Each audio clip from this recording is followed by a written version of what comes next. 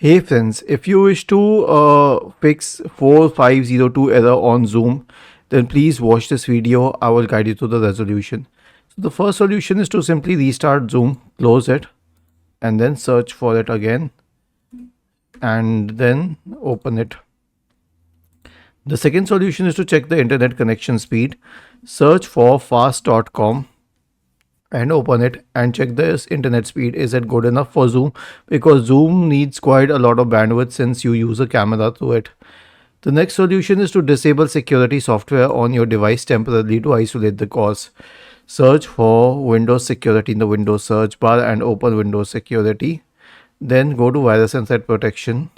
In the right pane, select Manage Settings and turn the switch off for real-time protection. The next solution is to clear Zoom cache. Press the Windows key and the R button together to open the run window. Type percentage app data percentage and hit enter. And if you find Zoom here, right click on it and select delete. But you'll have to close Zoom first in that case. Wait, I'll show you once again. Right click on it and select delete. Okay, if it still doesn't work, then search for Task Manager and open Task Manager and wait for everything to load, and then scroll down and see if there is some process related to Zoom.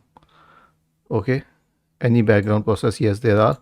So right click and task, right click and task, and end task to all of these, and even Zoom meetings end task. Okay, then we will try to delete this again. Right click and delete, and it gets deleted this time.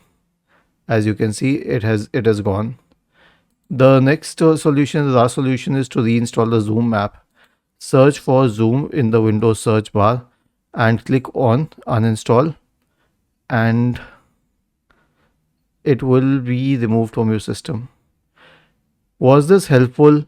If yes, then please subscribe to the channel, and if not, then let us know in the comment section of this video on how we could help you further. Thank you for watching this video and have a nice day.